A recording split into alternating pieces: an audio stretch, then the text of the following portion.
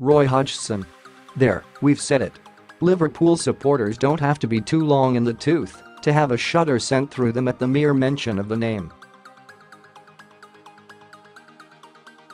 It was only 8 years ago that Hodgson was jettisoned from the Reds' hot seat, barely 6 months into a tumultuous, forgettable reign. In some respects, though, it seems a lifetime away, such has been the rate of change at Anfield during the 2010s.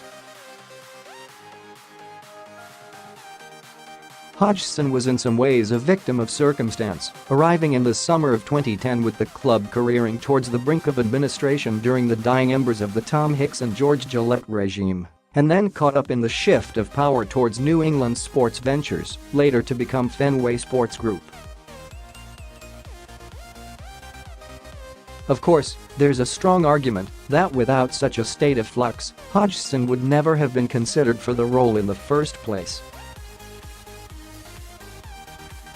And while his hands were tied somewhat by a lack of funds, he undoubtedly didn't help himself with some iffy purchases, Paul Konchesky, anyone, nor some public comments that suggested he simply didn't understand what it meant to represent Liverpool.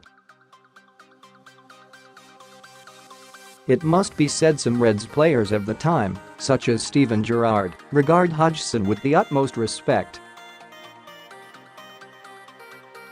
Loading video unavailable. Click to play. Tap to play. The video will start in 8. Cancel play now, but Liverpool supporters would primarily prefer to forget Hodgson ever happened.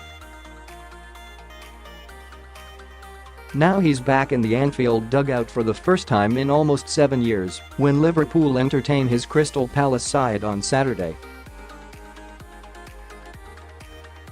And while he helmed some of the Reds' most disappointing home results in recent years, think Northampton, Blackpool and Wolverhampton Wanderers, Hodgson has good reason to look forward to his return. He has never lost a game at Anfield as an opposing manager. In mitigation, there have only been 3 such fixtures. Back in November 2008, his Fulham eked goalless draw, one of several home games in which dropped points ultimately did for Liverpool's title challenge. In April 2010, another scoreless stalemate effectively put paid to any lingering hopes of Champions League qualification under Rafael Benitez, whose job Hodgson would take mere months later. And in April 2012, Peter Ottomwinji's late effort was enough to earn West Bromwich Albion victory and edge Kenny Dalglish, the man who replaced Hodgson, nearer the sack. Indeed, Liverpool have never even scored a home goal against a Hodgson side. Keep up to date with the Liverpool build-up and transfer news here. Palace come into the game on the back of successive away wins against champions Manchester City and Wolves, despite still hovering dangerously above the relegation zone.